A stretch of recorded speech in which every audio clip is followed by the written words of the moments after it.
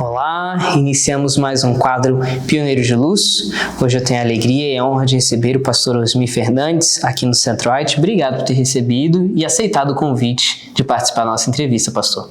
Ok, eu também agradeço a oportunidade e o convite. Estamos aqui à disposição, na graça de Deus, para contribuirmos naquilo que for possível. Amém, amém. Pastor, a gente queria conhecer um pouquinho da sua história. Conta pra gente onde, quando o senhor nasceu, como é que foi a sua infância. Bom, eu nasci no estado do Mato Grosso.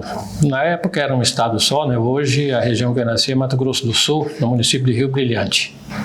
Eu nasci na 24 de julho de 1956, numa fazenda chamada Fazenda Lambari. Sou caipira lá do meio do mato. Come muito pequi? Não, lá não tinha, mas não se conhecia pequi para comer naquela época. Depois de grande é que eu aprendi a comer pequi, né? Mas a gente nasceu na região, na realidade tinha pequi, mas a gente nem sabia naquela época que se comia pequi, tá? E a gente foi criado ali naquela comunidade. Depois logo eu acabei saindo, passei pouco da infância lá, e meu pai acabou saindo para estudar, e eu também. Mas a gente nasceu ali nessa região, onde estavam meus avós e a família ali nessa fazenda chamada Fazenda Lambari. O senhor tem muitos irmãos? Nós somos em 3. Eu tenho 2 irmãs, né? E eu sou o único do sexo masculino. Eu sou o primogênito e tenho mais 2 irmãs mais novas que eu. Como se chamavam seus pais? Meu pai chamava Joel Fernandes e a minha mãe chamava Juraci Fernandes. Certo, certo. E como foi a sua infância? Você nasceu no lar adventista? Como era o tratamento com seus pais, seus irmãos? Eu nasci num lar adventista. A minha família faz parte praticamente dos pioneiros da igreja no estado do Mato Grosso, né? Até eles receberam o evangelho através de comportores que foram do antigo CAB, hoje o NASP, né? Que descobriram essa família lá no meio do mato e começaram a estudar a Bíblia com eles. E existiam outras famílias mais que se converteram também ali na região, mas a primeira igreja adventista, na realidade, foi construída na propriedade dos meus avós. Ali eles formaram, era uma família grande, naquela época não se economizava em número de filhos, né? Então eles eram 3 irmãos, um tinha 12 filhos, outro tinha 8, outro tinha 3, e essa família formou o núcleo da primeira igreja adventista ali no estado do Mato Grosso. E eu fiz parte desse início ali, não do início, o início mais meus pais, né? Eu quando nasci, a igreja já estava até em outra região que eles tinham mudado, mas levaram a igreja junto. Naquela época tinha uma associação no Mato Grosso, ela pertencia à União, como funcionava? Quando eles se converteram, não existia. Iam pastores de São Paulo para lá, até o pastor que o batizou, não me recordo o nome, mas foi enviado de São Paulo para lá. Agora, quando eu nasci e fui batizado, aí sim já existia uma missão em Campo Grande, e aí a igreja já estava assim em maior progresso lá dentro do estado. Certo. Aproveitando, quando o senhor se batizou e quem foi o pastor que oficiou o seu batismo? Bom, eu nasci, como eu disse, logo em seguida eu acabei saindo, voltava lá de férias e tal, às vezes parava uns tempos lá com meus avós, mas o meu pai acabou saindo para estudar, ele foi fazer teologia no antigo IAE, e no nosso Capão Redondo hoje ali, e eu acabei estudando ali um pouco na época da infância. E aí quando o meu pai se formou, ele foi chamado para trabalhar no estado do Mato Grosso e foi para uma série de conferências em Cuiabá. E eu fui batizado ali, eu estava com 11 anos, quando se fez a série de conferências que abriu a igreja, hoje grande ali em Cuiabá, a Igreja do Porto, e eu fui batizado ali quando ainda era um salão de conferências. Isso foi no ano de 1966, desculpa. O senhor tinha quantos anos? Eu tinha 11 anos de idade. 11 anos de idade. Aliás, 67, tá? Porque eu tinha 11 anos de idade. Ah, certo. E conta um pouquinho pra gente, então, como é que foi a sua educação, onde o senhor estudou? O senhor estudou em escolas adventistas?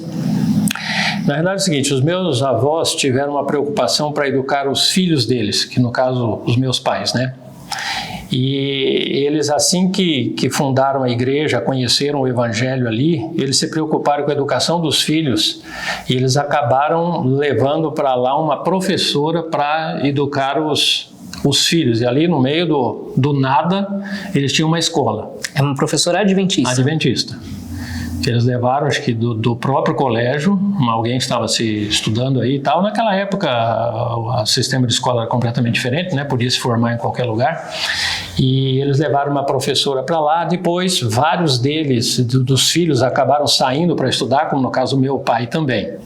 Agora, quando meu pai saiu, eu fui para São Paulo com eles ali, para o Capão Redondo, naquela região. Então, eu acabei estudando, eu acho que uns 6 meses na escola da igreja do Capão Redondo. Acabei estudando mais uns 6 meses no próprio IAE ali.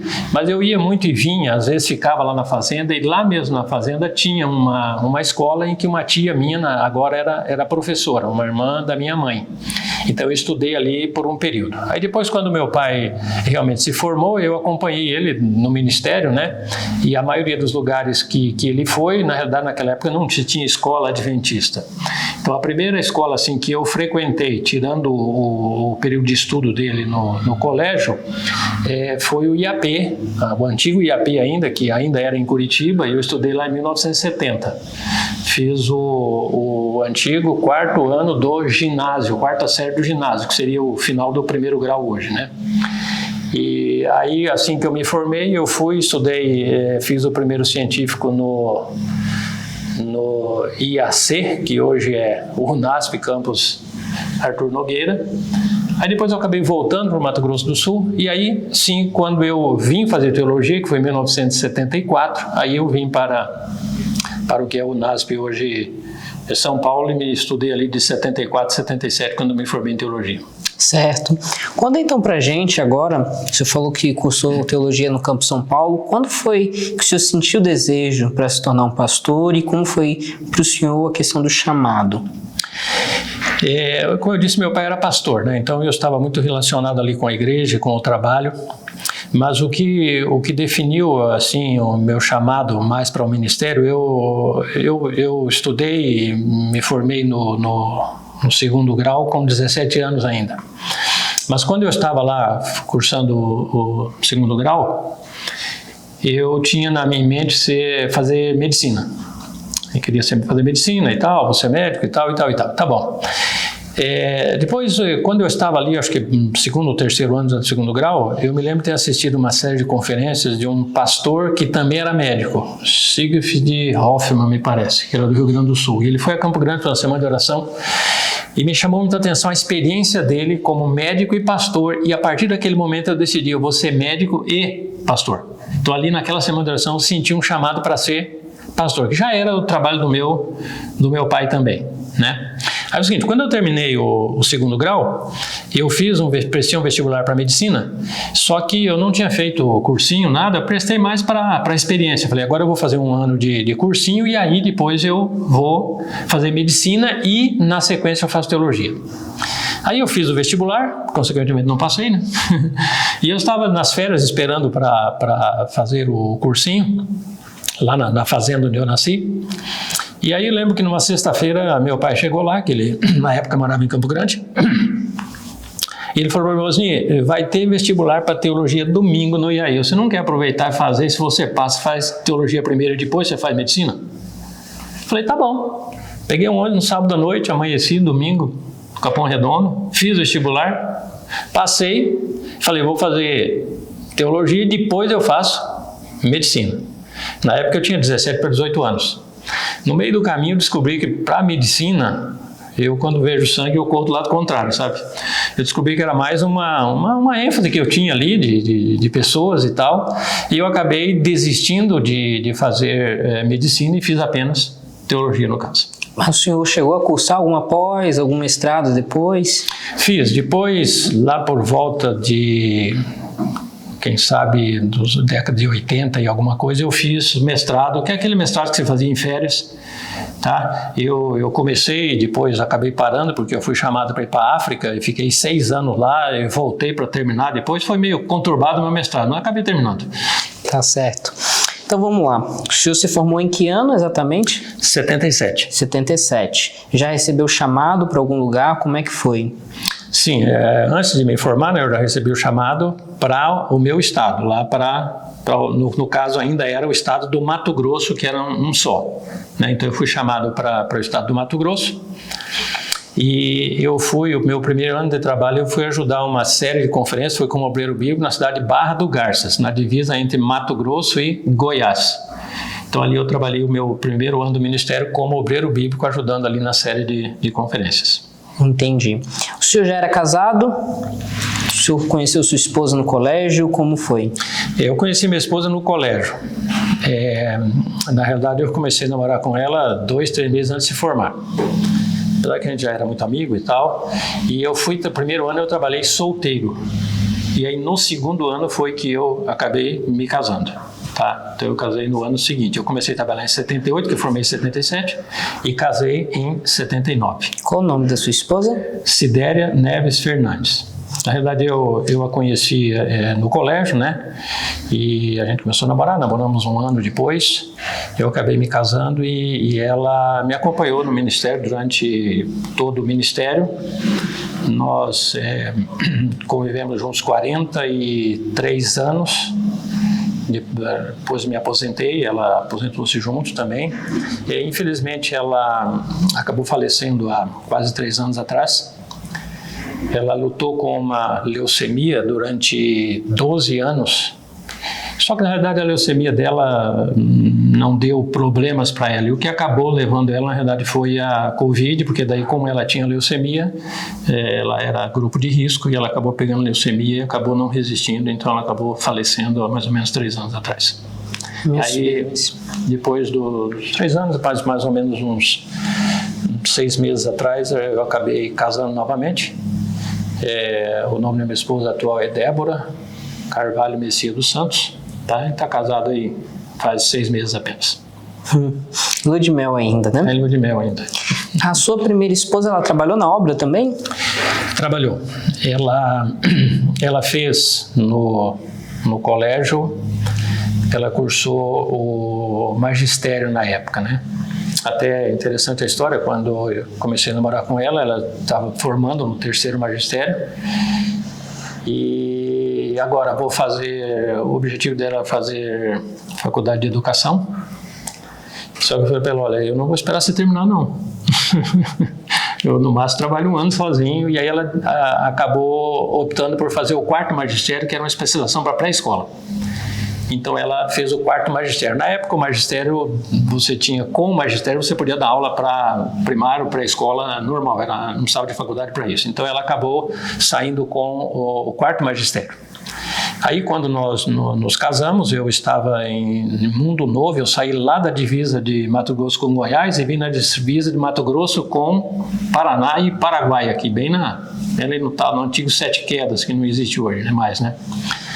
E a gente veio trabalhar ali, mas ali era uma cidade pequena e tal, mas ali naquele meio tempo ela era muito interessada, mais por encabeçamento dela e da igreja acabamos começando uma escola, que inclusive existe até hoje.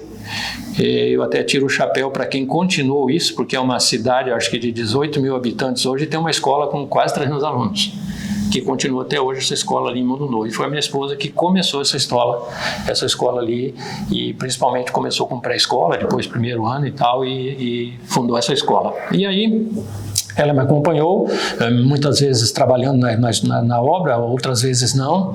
Depois, quando os filhos nasceram, por opção, ela parou de trabalhar e foi cuidar dos filhos. E aí, depois que as crianças estavam grandes, aí sim, ela trabalhou em escolas, deu aula. Quando nós estivemos na África, eu trabalhei na África 6 anos, lá em Cabo Verde, ela trabalhou o período todo na escola lá, ajudando. Na volta eu vim para o Paraná, ela atuou na escola. E aí, quando eu vim para um departamento na Associação Norte Paranaense, ela acabou também assumindo ali o Ministério da Criança, o Ministério da Mulher, e trabalhou alguns tempos no departamento ali na associação também. Muitas informações e eu fiquei curioso. Como é que foi esse processo para começar uma escola? Era dentro da igreja? Como é que se deu? Quais foram os desafios? A igreja lá era uma igreja muito forte na época, que foi uma chuva de gente que veio do Paraná para o Mato Grosso do Sul ali, e nós tínhamos uma igreja muito, muito forte, muito bem formada ali, irmãos realmente muito, muito comprometidos, e eles também tinham esse objetivo, não era só a gente. E aí o que acontece? A gente acabou comprando um terreno ao lado da igreja que tinha uma casa, e nessa casa se começou a escola.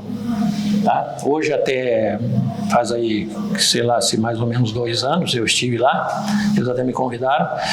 Aonde era a igreja foi construída uma igreja nova e a escola ficou com a igreja antiga. E o templo antigo da igreja eles transformaram no auditório da escola. E eles, inclusive, deram o nome da minha esposa para esse auditório. Auditório Sidério Neves Fernandes. Em homenagem a ela, tinha acabado de falecer, praticamente, eles deram o nome dela para. Que história legal. E quando o senhor estava ali, perto ali da fronteira do Paraná, o senhor ficou quanto tempo ali, nesse distrito? Eu fiquei 4 anos em Mundo Novo. 4 anos? 4 anos. E aí veio o chamado direto para a África? Como é que foi isso? Não, dali eu fiquei 4 anos em Mundo Novo, dali eu fui para Três Lagoas, fiquei 1 ano em Três Lagoas, depois fui para Dourados, fiquei mais quase 3 anos em Dourados. Aí eu acabei indo para a associação como departamental, eu fui chamado para ser evangelista da associação em Campo Grande. Aí o estado já tinha se dividido. No segundo ano do meu ministério, o estado do Mato Grosso do Sul se dividiu, norte e sul. E eu fiquei para a parte Mato Grosso do Sul. E aí eu acabei indo ser departamental na Missão Sul Mato Grossense, que hoje é a Associação Sul Mato Grossense. Então eu trabalhei mais uns 4 anos e meio, acho que no departamento. Aí eu acabei sendo chamado para Santa Catarina, como evangelista da Associação Catarinense, na época era uma apenas, em Florianópolis. E aí lá em Santa Catarina eu fiquei só 1 ano e meio, aí sim veio o chamado para Cabo Verde. E aí que eu fui para a África. E como se deu esse chamado para a África? Havia um contato? Qual foi o ministério que o senhor exerceu lá e quais foram suas experiências? É o seguinte, logo que eu me formei, eu tinha muito desejo de ser missionário. Naquela época a África era o ponto fundamental, né? Hoje você tem a Janela 1040, que faz parte da África, mas é um pouco fora de onde eu fui. E eu tinha muita vontade de ser missionário na África. Até uma época surgiu uma notícia num concílio lá que estavam precisando de um pastor para a África e tal, e eu até mandei uma carta, naquela época não tinha WhatsApp nem telefone quase, né? Mandei uma carta para a divisão me colocando, olha, eu estou aqui, se precisar trabalhar na África eu quero ir. Aí disseram, se um dia surgir a oportunidade a gente entra em contato contigo. Tá. Mas tá bom, o tempo passou. Aí, eu quando trabalhei no Mato Grosso do Sul, tinha colegas e presidentes e tal, e um deles um dos presidentes lá foi para ser presidente da missão em Cabo Verde, na África. E até eu me lembro, depois de uns 6, 8 meses que ele estava lá, ele voltou para fazer um casamento do filho aqui no Brasil e, consequentemente, eu encontrei com ele na rua lá em Campo Grande. Falou assim, daqui 2 anos eu vou te chamar para ir para a África. Não quero ir agora. Agora não quero ir, não. Não, mas eu vou te chamar. Não, eu queria, mas agora não quero. E eu vou explicar a razão por quê daqui a pouco. Aí tá bom, passou mais ou menos quase 1 ano, aí um dia ele me ligou. Estou mandando um chamado, querendo mandar um chamado para você vir para a África e tal, e coisa. Eu falei, não, pastor, eu agora não quero ir mais. E às vezes a gente fala algumas coisas, né? Algumas besteiras às vezes na vida. E a razão, eu tinha uma filha que tinha um filho que estava com 6 anos e tinha uma filha que, na época, quando ele me ligou, estava com 6, 8 meses de idade. Quer dizer, eu vou levar essas crianças para onde eu não conheço, para onde eu não sei, para a África, quer dizer, eu vou expor a minha família lá, né? Ele falou, olha, eu agora não estou querendo ir. Aí falou assim, não, mas pensa, te dou 1 semana para pensar. E aí nessa semana foi uma luta, né? Porque eu tinha me formado dizendo o seguinte, eu vou aonde Deus mandar. E agora ele está pedindo para ir para a África, eu estou dizendo não. E aí muita oração, conversa com principalmente a minha esposa, muito, porque eu prestava mais nela e nas crianças, não comigo, eu não era o problema. Mas daí oramos muito, conversei com principalmente o meu sogro e minha sogra, que são muito cristãos. Na época minha sogra estava com uma depressão, falei, mais um fator, né? Mas eles disseram, não, se vocês quiserem ir, podem ir embora. E no final das contas, depois de 1 semana, sempre se vier o chamado, nós vamos. Só acontece o seguinte, esse contato que ele fez comigo era março de 90, acho que março de 1990 ou 91. Era março de 90. E o chamado chegou em dezembro. Levou quase 1 ano para o chamado chegar. Deu aquelas peripécias naquele tempo não tinha o sistema de comunicação de hoje, até votar em tudo que é comissão e passar, e alguém foi mudado lá numa conferência geral, acho que engavetou o chamado, e quando o outro chegou que descobriu, já tinha passado tempo. Então, quando o chamado chegou, eu achei que não ia mais e eles também acharam que não ia mais. Mas eu acabei indo. E aí sim se deu a minha ida para Cabo Verde. Nós trabalhamos lá durante 6 anos em Cabo Verde. Que legal. E como foi a experiência lá, os desafios, como é que é a igreja na África e há uma história que o senhor gostaria de contar? É o seguinte, foi muito bom. Eu fui para Cabo Verde e Cabo Verde é um arquipélago. E ele não está faz parte da África, mas não está no continente. Ele está um pouco fora do continente, né? Para você ter uma ideia, dá 500 quilômetros de Cabo Verde até chegar no Senegal, que é o primeiro país ali dentro do continente africano. Então, Cabo Verde é um país assim um pouco diferente de muitos da África, porque ele foi colonizado por Portugal. E quando Portugal descobriu Cabo Verde, não existia população. Eles é que formaram a população ali. Então, o que acontece? Eles formaram ali quase como, diríamos, um entreposto de escravos, em que eles traziam da África para ali, que ali ilha, vai fugir de que jeito? E dali eles encaminhavam para América e Europa. Então, assim se formou a população de Cabo Verde. E aí foi uma cultura cristã, porque Cabo Verde é católico. Então você tem muita coisa que você tem na cultura africana de aspectos religiosos que você não tem em Cabo Verde. Por exemplo, eu até diria, pelo menos na época em que eu morei em Cabo Verde, você encontra, principalmente aqui no Nordeste do Brasil, muito mais influência de cultura religiosa, africana, do que lá em próprio Cabo Verde. Porque eles foram criados ali com a cultura e eram escravos, tinham que obedecer quem está mandando e tal, e a cultura era católica. Então você tem um país cristão, praticamente, basicamente a maioria do povo cabo-verdiano, e um povo muito, muito bom. Então, a gente não enfrentou, assim, muitos desafios em Cabo Verde. Você tem alguns problemas localizados, por exemplo, Cabo Verde tem o nome Cabo Verde, né? Mas de verde praticamente é o nome, porque verde tem muito pouco, chove muito pouco ali. A questão Cabo Verde, é o seguinte, cabo é essa parte do mar que se chama um cabo, e verde porque a água é tão clara que chega a ser verde. Então, por exemplo, tem ilhas que chove um pouquinho mais e ilhas que chove um pouquinho nada. Então, por exemplo, tem uma ilha que eu morei nos últimos 5 anos, que em 5 anos choveu uma vez. Então, você tem uma ideia que não é fácil a vida lá. Então, você tem algumas dificuldades. Mas, por outro lado, você tem algumas facilidades. O povo é muito bom, povo simples, recebe a gente muito bem. E eu diria que eu recebi mais bênçãos que problemas na ida para a África. Eu acho que eu fui mais abençoado do que ajudei a abençoar aquele povo lá. A gente fez muita coisa, trabalhamos juntos e Deus abençoou a gente ali. Mas eu fui muito abençoado. Então você mencionou, alguma experiência. Tem muitas experiências e tal. E uma delas eu diria, na minha visão pessoal, lembra que eu falei que eu não queria mais ir para a África, porque eu estava com uma criança agora, quando ela foi para lá, que até se chegasse chamado todo, ela chegou lá com 1 ano e meio.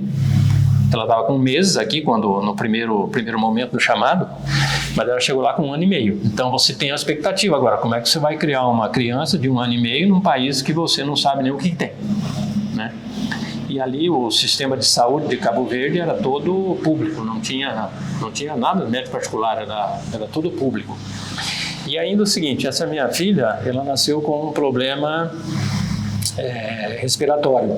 Vira mexe, ela tinha problema pulmonar, já tinha tido acho que 2 vezes pneumonia, e você tratava, e quando nós fomos para lá, o médico fez uma série, levamos remédio para o ano inteiro, para se desse crise e tal. Mas graças a Deus, assim, no primeiro ano muito pouca coisa, segundo ano, mas teve um momento lá, não me lembro no segundo ou terceiro ano, em que deu uma crise muito forte nela e os remédios não resolveram. E nós tivemos que levá-la ao hospital. Não teve jeito. E ela foi ao hospital e lá, eu me lembro um médico bem novo, um cubano que estava trabalhando, servindo ali em Cabo Verde. Ele consultou e tal. Ele receitou 2 injeções que tinha que tomar lá no hospital. E a minha filha nunca mais teve problema pulmonar. E eu já tinha levado aqui no Brasil vários médicos, várias consultas, vários remédios, vários medicamentos. Quer dizer, Deus falou para mim, olha, vai agora, que agora é a tua época, não é a época que você queria. Eu tenho uma bênção para você lá. Então eu diria que eu fui muito mais abençoado do que abençoei ao ir para a África. E Deus cuidou muito da gente ali, fomos muito bem recebidos, o ministério foi frutífero, nós tivemos uma escola lá, minha esposa, como gostava muito de escola, ela praticamente revolucionou uma escola que tínhamos lá, e quando nós saímos lá, essa escola tinha mais de 400 alunos. Uma cidade pequenininha, em um fundo de igreja que tinha um pátio que, olha, dava até dó. E até uma outra coisa que eu digo que foi um milagre que aconteceu ali, nós tínhamos a escola na frente e a igreja no fundo. E no meio dos dois, ali no espaço de 5 metros, estava o pátio, ali. E a igreja estava em construção. Quando eu cheguei lá, eles tinham feito a parte de baixo, onde seriam salas de aula da escola, mas estava tudo emendado e era o auditório da igreja. E em cima estava se fazendo, levantando a nave da igreja. E aí isso que nós fizemos lá, conseguimos não terminar, mas pelo menos passar para cima e começar a reunir em cima. Mas enquanto eu estava mexendo lá em cima, aqui embaixo a escola funcionava num prédio que tinha na frente e a igreja funcionava embaixo do que seria a igreja em cima. E lá em cima foi começada uma galeria e tal, e lá em cima nós tínhamos alguns materiais de construções que eram depositados lá, e tinha um local lá em cima que estavam as madeiras que usava para calçamentos e tal e coisa, e num recreio daqueles, no intervalo de aula, o pátio estava coalhado de menino, porque o pátio pequenininho, tinha muita criança, e o rapaz estava lá em cima, ele se descuidou e deixou rodar um pedaço de eucalipto de mais ou menos 3 metros de altura, e aquele negócio caiu lá de cima da galeria, que deveria dar mais ou menos uns 5 metros até chegar no chão. E aquela madeira caiu em pé no meio de todo mundo e deitou sem pegar em ninguém. Aquilo para mim foi um milagre, para não acertar um menino ali, naquele meio daquela confusão. Eu falei, ó Deus, e se pega aquilo na cabeça de um, era praticamente fatal. Então a gente viu alguns milagres que Deus fez acontecer naquele período. Sem falar conversões de pessoas, e realmente foi algo muito, muito especial ali também. Ok, então o senhor ficou alguns anos no Mato Grosso, foi departamental, chegou à África, agora retornou. Quais foram os seus últimos lugares aí do seu ministério? Bom, quando eu voltei da África, eu fui chamado para a Associação Norte Paranaense. Lá eu fui ser pastor em Cianorte. Trabalhei lá 4 anos como distrital, mas depois acabei sendo eleito departamental da associação, Ministério Pessoal e algumas outras coisas mais, e eu vim para Maringá, onde eu trabalhei daí 8 anos na associação, né, ligado ali em Maringá. Aí depois desses 8 anos eu fui chamado para a Associação Sul Paranaense, fui pastor em 2 vizinhos por 2 anos, e aí depois fui nomeado secretário da Sul Paranaense, onde eu me aposentei. Trabalhei 6 anos ali em Curitiba como secretário da associação, ali eu me aposentei em Curitiba. Qual foi então, quantos anos o senhor teve de ministério e qual foi o maior desafio? Eu tive 39 anos de ministério. Eu formei com 21 anos, né? Comecei a trabalhar com 21 a 22 e trabalhei 39 anos. Eu diria o seguinte, eu encaro que você tem desafios que são de 2 naturezas. Quando eu comecei, o desafio maior é de uma natureza, hoje eu acho que é de outra natureza. Então, os desafios que eu enfrentei na época dessa natureza, para mim, são mais fáceis do que o da natureza atual, que era desafio de locomoção, de comunicação, enfim, de uma série de coisas. Por exemplo, eu mencionei para vocês que eu fui pastor em Mundo Novo.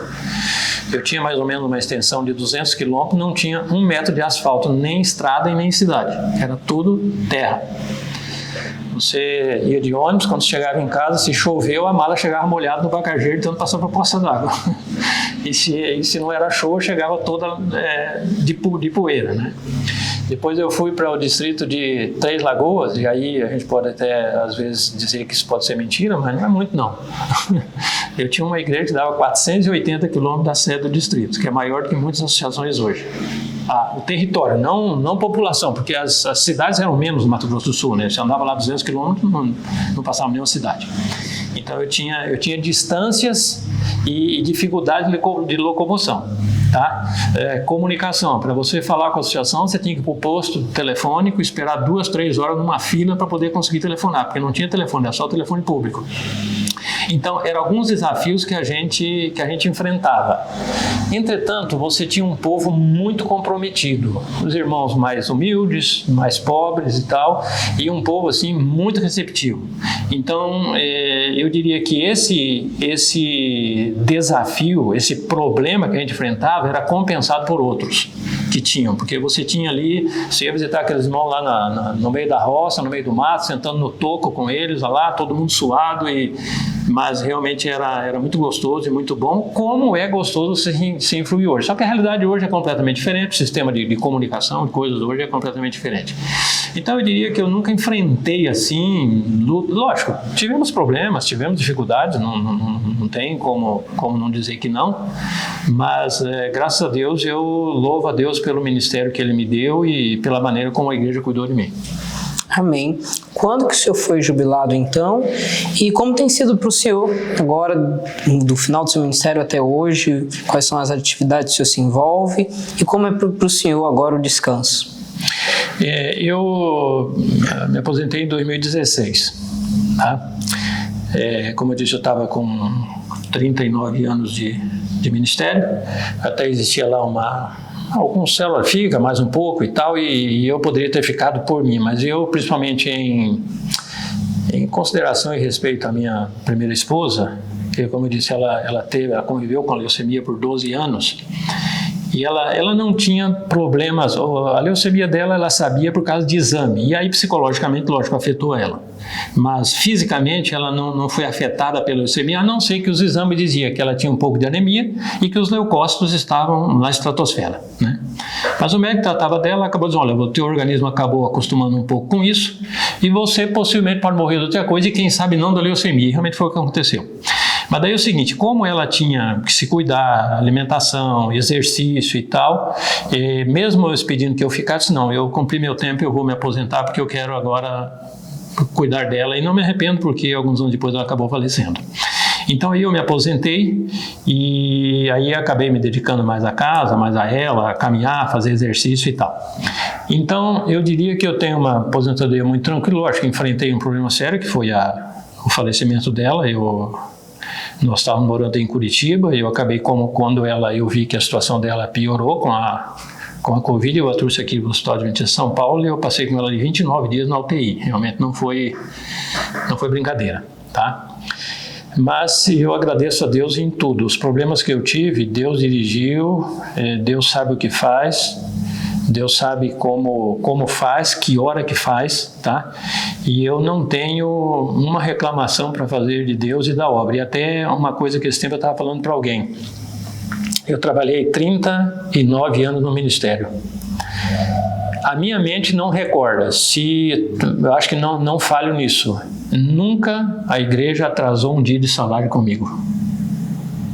Nunca. Às vezes acontecia, por exemplo, quando eu estava lá em Barra do Garças, que eu comecei, naquela época vinha uma carta com um cheque dentro para você descontar no banco. Às vezes o correio atrasava a carta, mas não era a associação. Então Deus cuidou, a obra cuidou muito bem de mim. Quando fomos para Cabo Verde, nossa, foi o apoio, eu agradeço a Deus e agradeço à igreja pelo ministério que eu tive, sou muito feliz. E agora, o seguinte, pastor, tanto é que o nome não é aposentado, é jubilado, né? Porque pastor só para se quiser, porque não precisa e nem deve. Então a gente está envolvido. A gente trabalha aí pregando, ajudando e tal, as igrejas, e eu ainda presto um serviço para a própria associação. Eu saí da área da secretaria, me pediram para cuidar, eu faço revisão da secretaria de igreja. Hoje tudo online, mas ainda continuo ajudando alguma coisinha aí. Agora você mesmo estava lendo atas das igrejas para ver como é que estão as atas lá da igreja da Associação Sul Paranaense. Que legal, que legal. Faltou só informar então qual foi a data da sua ordenação e qual foi a data quando o senhor foi jubilado? Eu fui ordenado em maio de...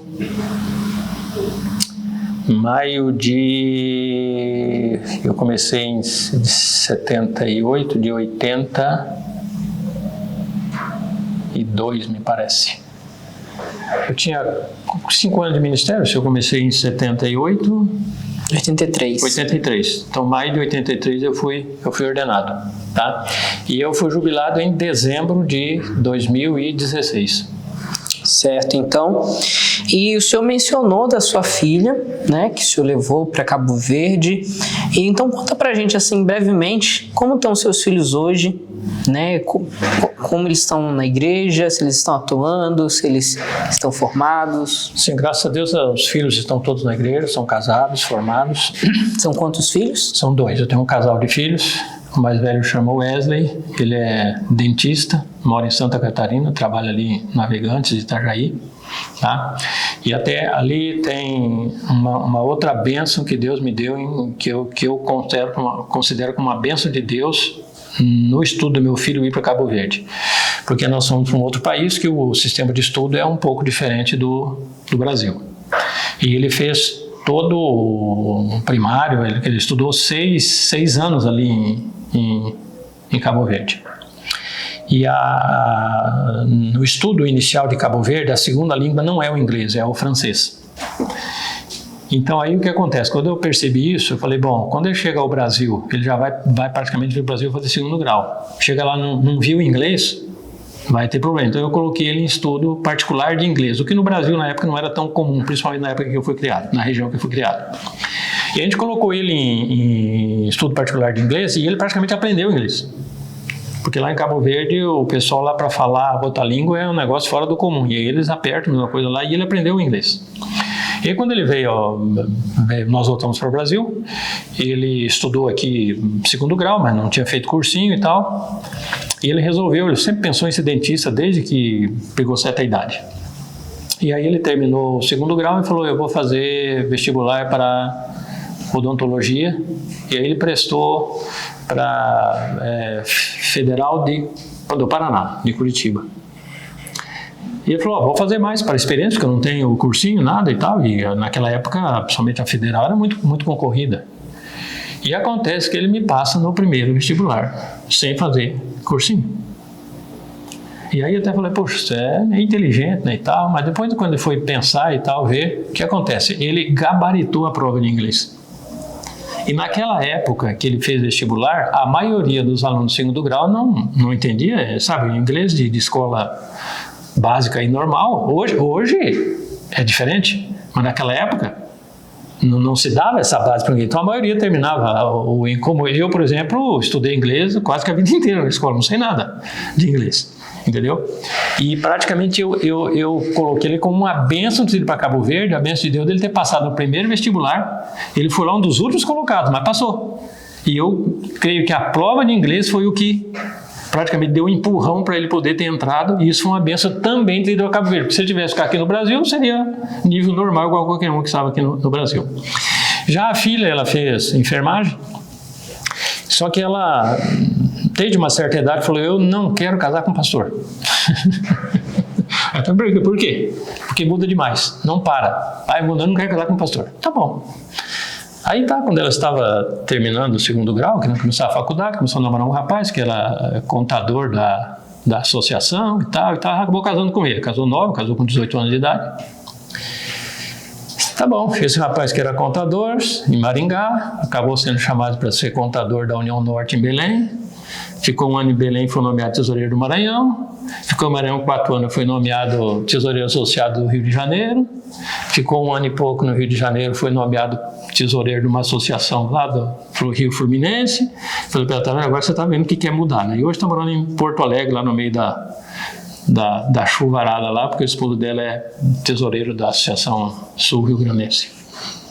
Certo. E a gente não pode deixar de mencionar, né, sua esposa atual. Você pode contar pra gente um pouquinho como vocês se conheceram e a gente depois já vai caminhando para os finalmente. É interessante a história dos meus 2 casamentos. Eu tenho um primo que é pastor Enio Santos. Quando nós estudamos juntos, ele é mais velho que eu, mas ele atrasou um pouco mais no estudo e tal, e nós acabamos se encontrando na faculdade e estudamos juntos 4 anos no colégio.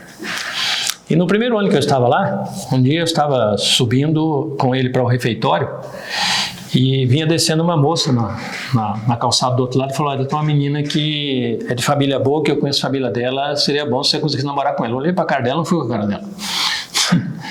Passaram 3 anos e meio, eu comecei a namorar com ele e casei. Que foi minha esposa durante 43 anos. Tá bom, eu acabei ficando viúvo e tal. Aí depois de 1 ano e pouco, ele chegou para mim e disse, olha, eu tenho uma pessoa para te apresentar, que mora lá perto de mim. Eu falei, não estou pensando em casar. Mas passou o tempo, eu falei, olha, agora eu estou quase pensando, eu vou te apresentar. E ele me apresentou e eu acabei casando com a dona Débora, certo? Estamos casados há 6 meses. Uma pessoa que também trabalhou na obra, ela foi professora, foi diretora de escola, foi coordenadora e também era viúva. E nós estamos vivendo juntos e vivendo bem com a graça de Deus. Amém, amém. Então, Sr. Osmi, foi linda a sua história, a gente viu Deus conduzindo de várias maneiras, um ministério envolvido com a educação, um trabalho missionário. Queria que o senhor deixasse então uma palavra final, uma mensagem para a gente e o seu verso preferido também da Bíblia, o porquê. Tá. É o seguinte, Deus dirige qualquer pessoa, qualquer época, qualquer momento, desde que Ele o permita. O meu ministério não foi perfeito, eu tenho as minhas falhas, mas Deus abençoou muito o meu ministério. Eu tenho recordações, tenho tantas coisas boas e tal. E diria o seguinte, você pode fazer um ministério para Deus independente da tua profissão e aonde você estiver. Lógico, você como pastor tem essa experiência que eu tive, mas tem muitas pessoas que não são pastores e têm experiências maravilhosas com Deus e fazem um tremendo ministério, tá? Agora, o que eu diria é o seguinte, nós, independente de nossa profissão, do nosso ministério, nós temos uma função como membros da igreja, que é levar o evangelho e salvar pessoas. Isso deve estar no nosso coração e nós temos aí um grande desafio. Eu até costumo dizer o seguinte, aqui no Brasil, nós somos hoje, eu não sei se eu vou pecar no número, mas eu creio que um adventista para 120, 130 habitantes, não sei se você sabe essa estatística, mas acho que algum tempo atrás era isso, não sei como é que é. Se cada adventista pregasse para 130 amigos que ele tem, nós terminaríamos a pregação do evangelho no Brasil, não sabe muitas coisas mais. Então, o problema é que muitas vezes nós não estamos nos envolvendo como deveríamos nessa pregação do evangelho. E aí é o seguinte, coisas simples que você faz. Se você tiver o objetivo missionário, Deus pode transformar aquilo. E aí eu vou, nesse aspecto, contar uma história que aconteceu lá na África. Eu estava ali numa cidade chamada Bindelo, onde eu morei os últimos 5 anos. E aí, um determinado dia, disseram, olha, encostou aí no porto da cidade, pela ilha, né? Encostou no porto da cidade 3 navios, um de Brasil, um de Portugal, outro da Espanha. E aí fui analisar e tal, eles estavam fazendo a comemoração dos 150 anos do Tratado de Tordesilhas. Acho tudo esse negócio, né? E eles pegaram esses 3 navios e fizeram uma viagem no marco dos Tratados de Tordesilhas. E como Cabo Verde fica dentro do marco, eles pararam lá no final de semana. E eles disseram, os navios estão abertos à visitação. Eu falei, sabe, eu vou visitar o navio do Brasil. E fui. Sexta-feira à tarde, com a minha esposa e 2 filhos. Fomos lá e tal, nos receberam e colocaram lá um soldado, um rapaz, para mostrar o navio para nós. E ele foi, mostrou tudo que foi coisa dentro do navio. Passamos lá uns 20 minutos, quem sabe meia hora no navio. E a gente curioso para conhecer o navio e ele curioso o que é que faz um brasileiro aqui numa ilha como essa. Porque você chega lá, você olha aquilo tudo só pedra. Um negócio seco daquele jeito. O que você veio fazer aqui? Ganhar dinheiro? Eu falei, não. Aí me identifiquei, falei, eu sou pastor da igreja adventista, falei um pouco da igreja, falei do evangelho para ele, alguma coisa assim, bem rapidinho e tal, mas um contato assim, bem informal. Aí quando a gente estava se despedindo, eu perguntei para ele, escuta, vocês vão estar aqui amanhã? Vamos. Você vai estar de trabalho? Não, amanhã eu não estou de trabalho. Rapaz, vou fazer um convite, vai na igreja. A igreja ficava assim, em questão de 500, 800 metros do porto. Falei, ó, virando aqui, assim, tá, eu vou. Mas não apareceu lá coisa nenhuma, não foi não. Tá bom, o navio foi embora, eu esqueci a história e tal, eu voltei para o Brasil. Aí eu estava em Maringá, já era departamental na associação, um dia eu recebo um e-mail de uma pessoa me contando a história dessa visita no navio. Todos que eu contei aqui, ele contou, olha, fiz uma viagem para Cabo Verde e tal, e coisa e tal. E eu estou procurando se você é o pastor que estava lá em Cabo Verde nessa época que visitou o navio. Falou, hoje eu moro em Brasília. 2 meses depois que eu cheguei aqui no Brasil, eu estava andando na rua e uma mulher me convidou para ir na igreja adventista. Eu falei, isso aqui é perseguição, porque eu estou na África e me convido para a igreja adventista. Eu estou aqui no Rio de Janeiro, eu estava na Araruama, no Rio de Janeiro, me convida para ir na igreja adventista e eu fui, diz ele. E mais 2 meses depois eu fui batizado, eu sou adventista, hoje eu gostaria de saber se é você ou não. Falou, como eu estou aqui em Brasília, eu fui na divisão e eles colocaram lá os arquivos dele e você estava em Cabo Verde nessa época, é você? Aí, como ele colocou o telefone, eu peguei o telefone, liguei para ele e começamos a chorar um lado da linha do outro.